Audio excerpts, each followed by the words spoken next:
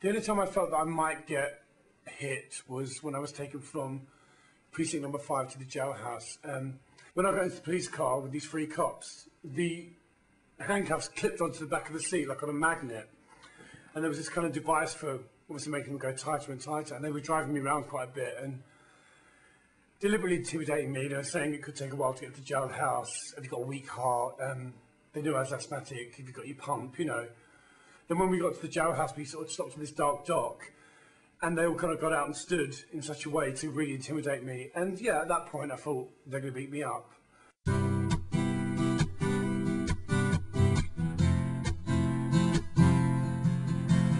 I don't always do what other boys do.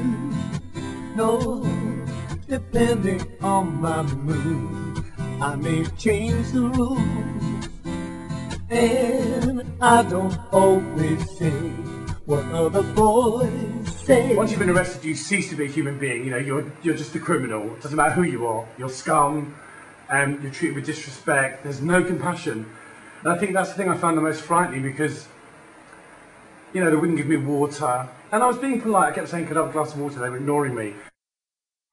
After I was released, I read this statement from, I think, the superintendent or whatever from the police station, saying that I'd been given a cup of hot chocolate and I slept like a baby, which was absolute rubbish. I mean, first of all, I spent about 9 hours in a holding cell. During that time, I was taken to Bellevue Hospital because my foot was cut. I was chained to a metal bed. Again, I thought, it's a hospital, I'm going to get some compassion, there's going to be somebody with a heart. But they were vile. Absolutely vile. No one would talk to me. They gave me a check-up on my foot. I managed to get a glass of water from one of the nurses. And, she was the only one that was vaguely kind.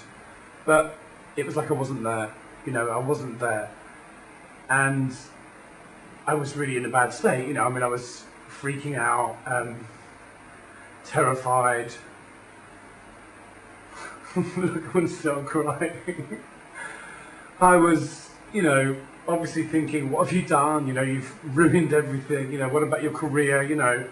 Also, I knew that I'd broken the law, so I had to be really aware of that. I'd done something wrong. I didn't want to appear to be self-pitying or complaining. I knew that it was me that put myself in that position. But that doesn't excuse the way that I was treated by the police, because whatever happened to innocent until proven guilty, and why can't you just treat people with basic respect? I mean, I wasn't expecting, cushions and home furnishings, just the basics. While I was in the jail, there was cameras on me, and I could hear a speaker that was kind of just constantly saying things, faggot. I mean, at one point I heard the voice say, Marvin Gaye was a faggot, has been, loser, look at him crying for his mummy. That went on the whole time I was there.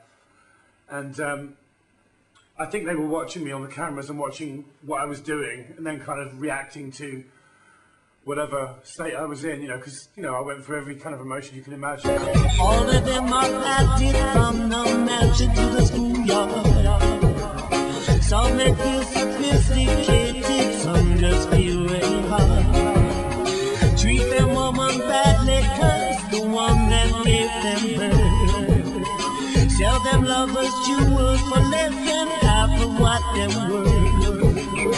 Listen to the judgments, politicians keeping score. Oh, you bet people starving, yes, till they take us off to war. Supermodel mothers looking pretty on cocaine. If our Brits are loving arms, even though they do the same. I call it a video crucifixion. Never fool yourself, you're above the law. Try to blame your friends for your addiction. Still the greatest crime of all is death. There was already a flavour, which I knew I couldn't change, and I didn't really have any desire to. One thing that happened after New York was that I stopped reading newspapers, and now I don't read anything about myself, which is definitely a step forward, because I used to get so fixated about what people wrote. And now I realise that it doesn't really make any difference, you know. What's important is what I do, you know, how I feel about myself and how I conduct myself. And I certainly want to make sure that I never find myself in a situation like that again, you know, because it was hideous and